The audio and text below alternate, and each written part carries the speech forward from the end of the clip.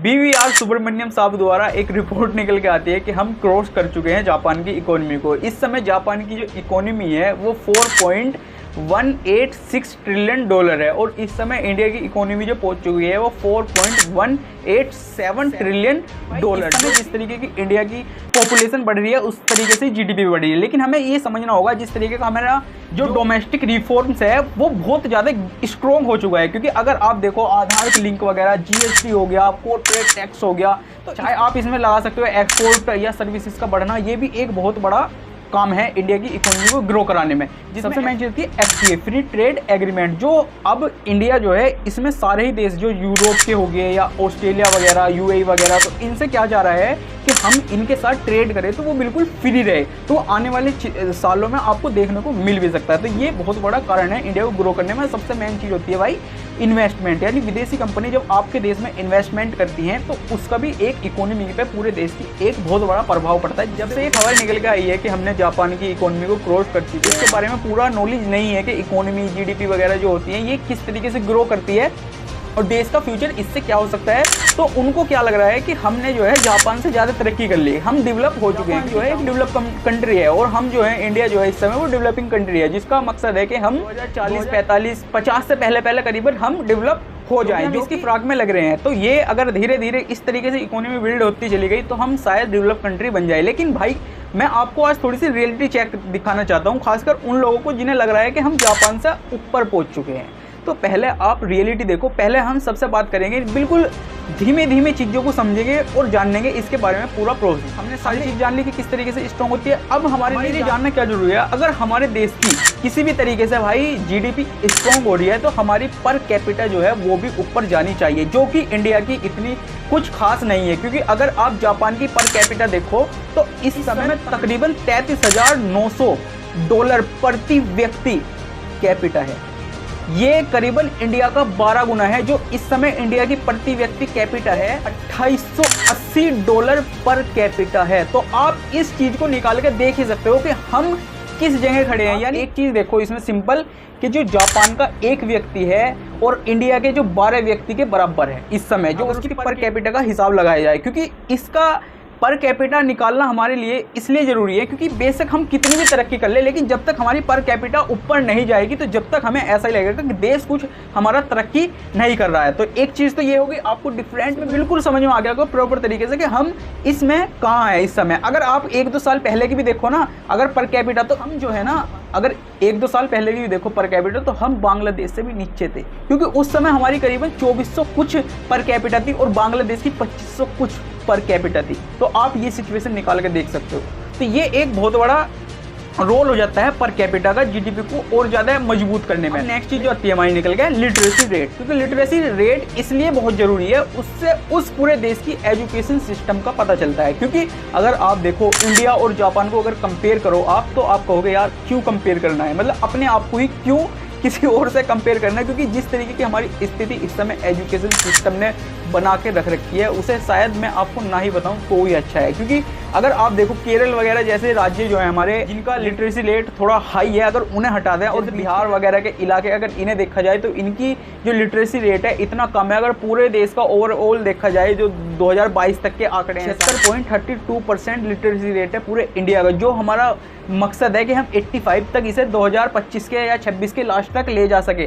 तो ये एक बहुत बड़ा रोल हो जाता है लिटरेसी रेट में। तो आपको दूसरा डिफरेंस भी समझ में आ गया कि भाई हम पहले कैपिटा से भी नीचे हैं, अब सेकंड चीज़ लिटरेसी रेट से भी नीचे हैं। क्योंकि लिटरेसी रेट जो है इस समय जापान का वो करीबन 100% के आसपास है, अप्रोक्स 100% के आसपास।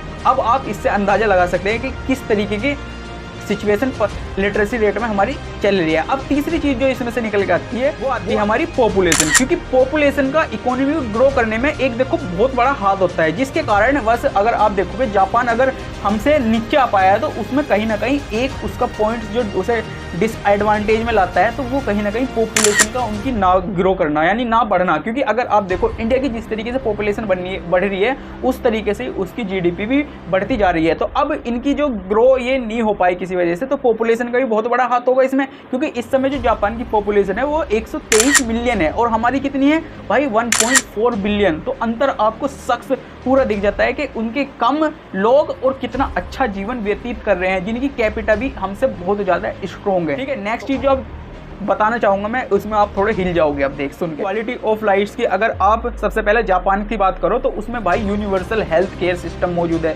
जो उनकी लाइफ है करीबन 84 ईयर्स एवरेज लाइफ है उनकी। आप देख सकते हो कितना बड़ा डिफरेंस आ जाता है, जो कि इंडिया में करीबन 70-75 के आसपास और किसी किसी राज्य में तो 60-65 के आसपास ही लिमिटेड है, जो कि एक बहुत बड़ा डिसएडवांटेज है इंडिया की लाइफ स्टाइल के लिए भी।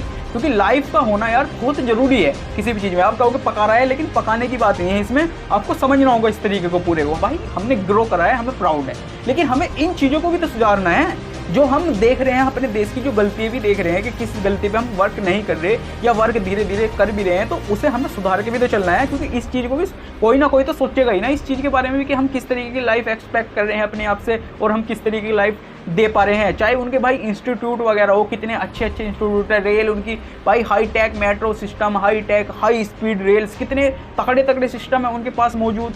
ये आप यहीं पे जापान के बाद अगर मैं इंडिया की भी बात करूं, आप इंडिया का हेल्थ केयर सिस्टम देखो, जो हमारे रूरल के इलाके हैं उनमें पता करो तो आपको दिखेगा कि लिमिटेड ही एक्सेस है उनके पास कि हम एक अच्छे हेल्थ केयर अपना करा सके किसी भी तरीके से। क्योंकि अगर हम पूरा ही सिस्टम निकाल के देखते हैं तो इंडिया जो है 1.2% ऑफ जीडीपी का खर्च करता है हेल्थ केयर के ऊपर। अगर आप सारी चीज़ें देखोगे निकाल के, आपको लगेगा यार हम जिस समय जिस जगह पे हैं वहाँ तो अच्छी फैसिलिटी है, बढ़िया चीज़ें चल रही है, लेकिन भाई जो हमारे नीचे पिछड़े हुए रूरल वाले इलाके हैं उन्हें भी हमें देखना बहुत ज़्यादा ज़रूरी है। चाहे अब इसमें तुम एजुकेशन की बात कर लो, भाई एजुकेशन इंडिया की किस इसमें कहाँ है, कहाँ पे खड़ी है एजुकेशन। क्योंकि अगर देखो तो बच्चा पढ़ने जाता है, खासकर सरकारी स्कूल में पढ़ने जाता है, सारी चीज़ करता है, पेपर में पास होता है, लेकिन उसे समझ में कुछ नहीं आता कि मैंने क्या पढ़ा था, क्या पेपर में लिखा था।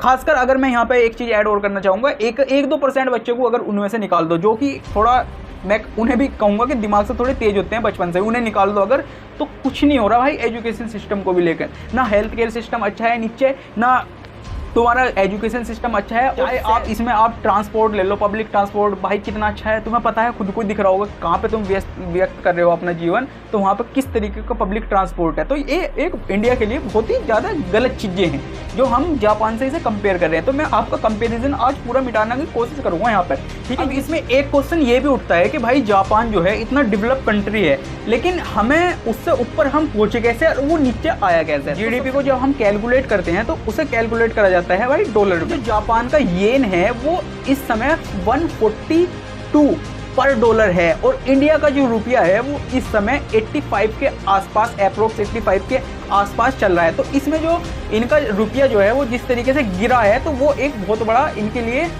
डिसएडवांटेज रहा कि इनकी जीडीपी नीचे है। क्योंकि अगर आप देखो आज से 2-2.5 साल पहले ही तो जापान का जो येन था वो करीबन 105 से 1010 के आसपास था, जो कि 2 से 2.5 साल के अंदर ही इस समय आ चुका है 142 पे, जो कि इनके लिए एक डिसएडवांटेज रहा है, जो इनकी जीडीपी नीचे गिरी। क्योंकि अगर आप ओवरऑल देखो तो इनकी भाई ना पॉपुलेशन बढ़ रही इतनी तरीके से जल्दी तरीके से, इनकी जो लाइफ स्टाइल है वो अच्छा हो रहा है, लेकिन पॉपुलेशन ना बढ़ना, क्योंकि हर कोई क्या है अपने काम से काम रखता है यहाँ पे, और कोई सिस्टम नहीं है यहाँ पे। तो मैं अब पूरा ओवरऑल तो मैं बता नहीं सकता क्योंकि वीडियो बहुत लंबी हो जाएगी इस कारण, तो हम छोटी छोटी चीज़ों पे हम बात करते हुए यहाँ पे चल रहे हैं। क्वेश्चन और निकल करता है, जिस तरीके से इंडिया इस समय जीडीपी बढ़ी है, जिस तरीके से उसे संभालना हमारे लिए बहुत जरूरी है, क्योंकि ये जिस तरीके से बढ़ती है उस तरीके से घट भी सकती है। अगर ये अनएम्प्लॉयमेंट बढ़ता चला गया तो ये भाई जीडीपी को डिक्रीज भी कर सकता है। अगर अनएम्प्लॉयमेंट अगर घटता है तो भाई ये जीडीपी थोड़ी ऊपर ही रहेगी। पहले हमें इसके रिस्क के बारे में जानना जरूरी है, क्योंकि अगर हम चाह रहे हैं कि हम जर्मनी से आगे पहुंच जाएं और अपनी इकोनॉमी को वर्ल्ड में 3rd स्थान प्राप्त करा दें, तो उसमें हमें रिस्क भी हो सकते हैं। जो हमारा क्रूड ऑयल है अगर उसमें उछाल ना आए कुछ, या मुद्रास्फीति होगी, इन्फ्लेशन, उसमें कुछ उछाल ज़्यादा ना आए, तो हम ये पकड़ जो है ये बना सकते हैं। इसके साथ साथ हमें education, health care system, infrastructure, हमें सारी चीज़ों को ध्यान भी देना पड़ेगा अगर इस इकोनॉमी को, हमें जीडीपी को अपनी यहीं पर संभाल कर रखना है या हमें जर्मनी से ऊपर पहुंचना है। तो आई होप आपको पूरी तरीके से इसका पूरा डिफरेंस वगैरह जो भी था सारी चीज़ें पता चलेगी होगी। बस आज के लिए इतना ही। अगर कुछ भी चीज़ अगर छुट्टी हो इसमें तो आप कमेंट्स करके बता सकते हैं, और आज के लिए इतना ही। जब तक के लिए राम राम जी।